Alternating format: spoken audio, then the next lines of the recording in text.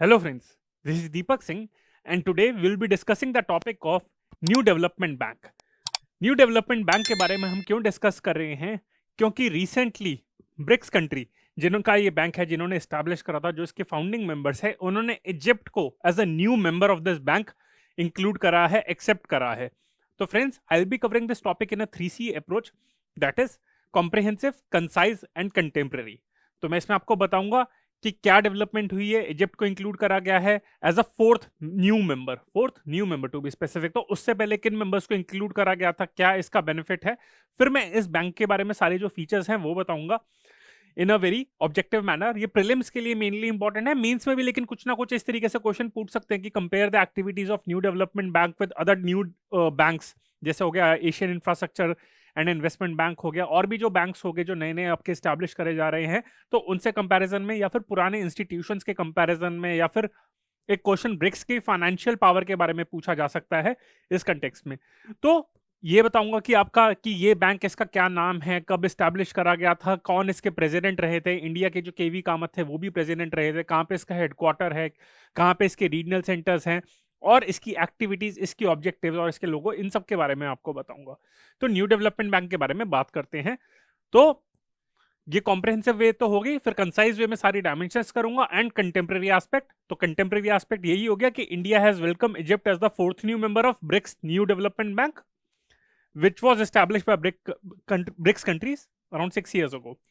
और सितंबर 2021 में, तो मैंने आपको ये कहा है कि इजिप्ट इसका फोर्थ न्यू मेंबर है. फाउंडिंग मेंबर्स के बाद 4 नए मेंबर्स ऐड करेंगे और Egypt being the fourth one.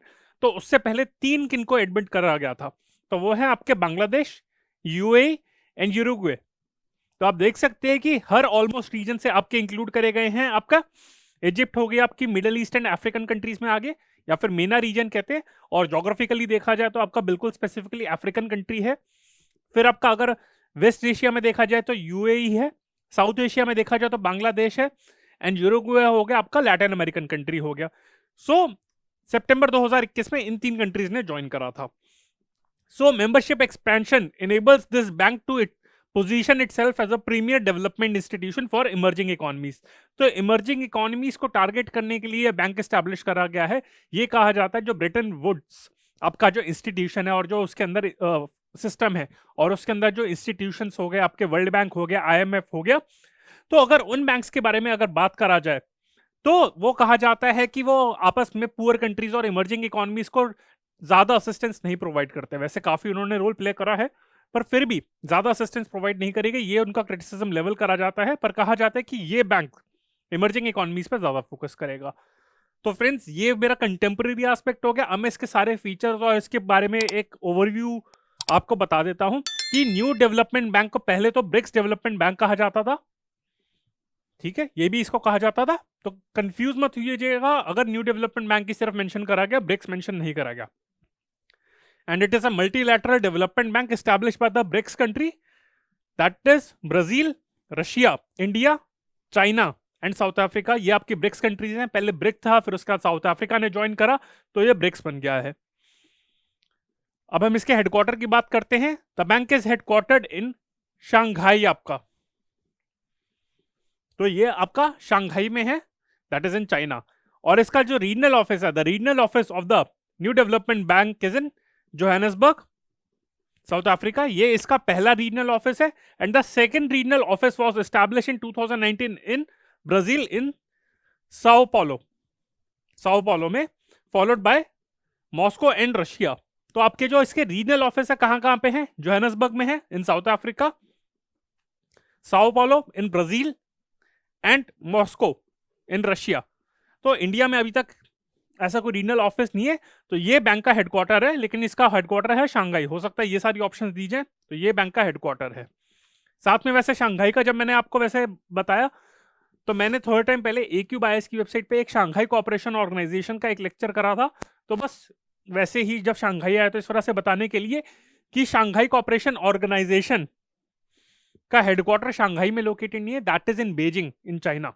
तो ये ध्यान रखना, ऐसा नहीं है कि शंघाई में ही लोकेटेड है उसका हेडक्वार्टर. तो ये आपका है. तो इसका हेडक्वार्टर और रीजनल ऑफिस हो गए Johannesburg in South Africa, Sao Paulo in Brazil, and Moscow in Russia.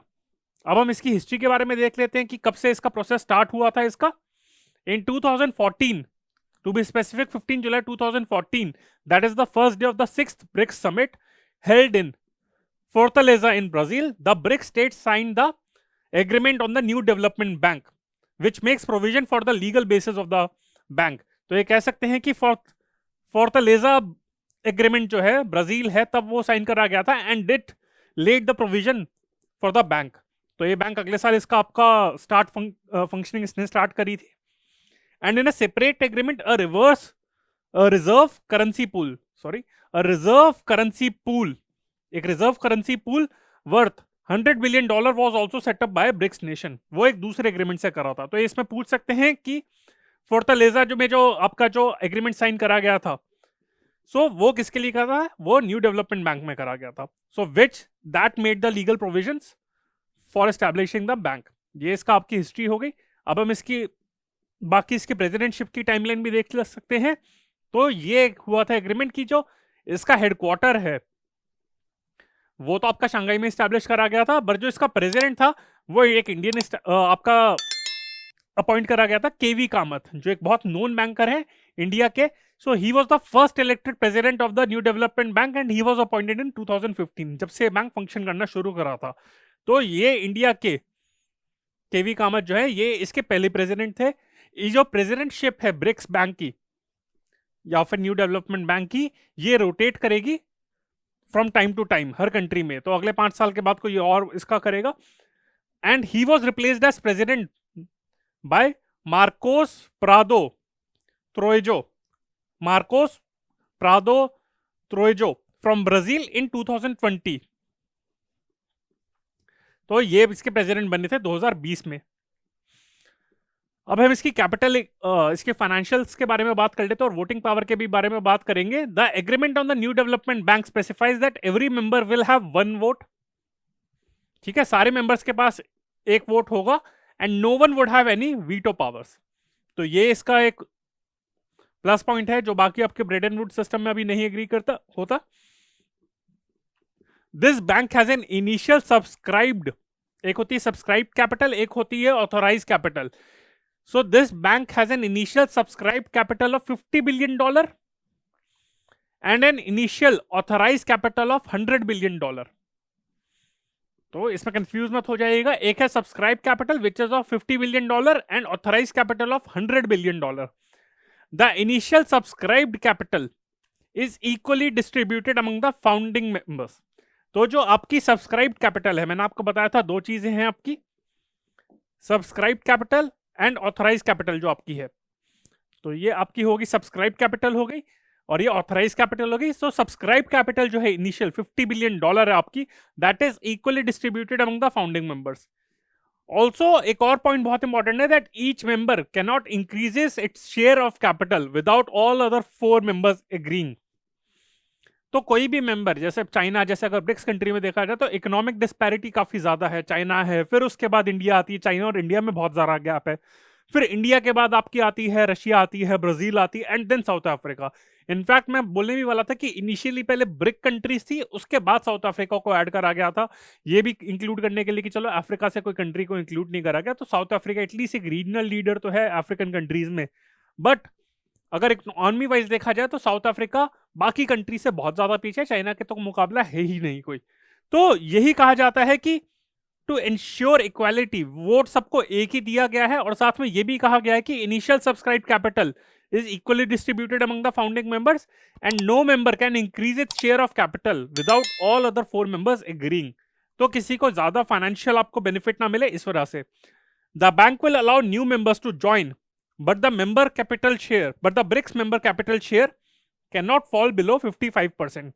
तो यही चीज हुई है कि ओवरऑल अभी तो जैसे बाकी बैंक्स अभी कंट्रीज ने ज्वाइन करा है, आपकी हो गई यूएई हो गई, बांग्लादेश हो गई, फिर आपका यूरुग्वे हो गया, इजिप्ट हो गया। तो जैसे नए मेंबर ज्वाइन करे हैं तो ठीक है वो ज्वाइन कर सकते हैं, उनकी भी एक ऑथराइज कैपिटल, उनको भी कैपिटल सब्सक्राइब करेंगे, but the BRICS capital share can not fall below 55%। तो ये इंश्योर करना है कि चलो इनकी वीटो पावर रहेगी या शेयर रहेगा, क्योंकि ये इन्होंने स्टैब्लिश करे, ये फाउंडिंग मेंबर्स हैं, तो इनका शेयर मिला के ब्रिक्स मेंबर का 55% से कम नहीं हो पाएगा। To be specific 11 into 5, 5 member है, वैसे तो 51 होना चाहिए, पर उसको कैसे डिवाइड करेंगे, तो 55 हो गया, 11 इंटू 5 आप कर दीजिए, तो हर कंट्री को 11% शेयर इतना मिनिमम होना ही चाहिए। वोटिंग के बारे में बता दिया था, each and every member will have one vote and no one would have any veto power, तो वीटो पावर का कंसेप्ट नहीं है। मेंबरशिप के बारे में मैंने आपको बताया था कि the agreement entered into force इन 2015, जो agreement on new development bank जो मैंने आपको बताया था साइन करा गया था, वो आपका 2014 में करा गया था फोर्टलेजा में, आपका ब्राजील में, but it entered into force in July 2015, जब केवी कामत को भी अपॉइंट करा गया था, with the official declaration of all the 5 states that have joined it. तो 5 मेंबर्स जो फाउंडिंग मेंबर्स है वो आपके हो गए ब्रिक्स कंट्रीज होगी, Brazil, Russia, India, China and south Africa. And साथ में मैंने आपको ये भी बताया था कि न्यू मेंबर्स एडमिट हो सकते हैं, that all members of the United Nations could be it member. ऐसा कोई डिस्क्रिमिनेशन नहीं है कि इस कंट्री का इस रीजन का जो मेंबर है वो नहीं हो सकता, तो all members of United Nations. तो नॉन यूनाइटेड नेशन के जो मेंबर्स हो गए, जैसे आपके बाकी सारी कंट्रीज भी हो गए, रीजन्स हो गए जो यूएन रिकॉग्नाइज नहीं है, वो इसके मेंबर नहीं हो सकते।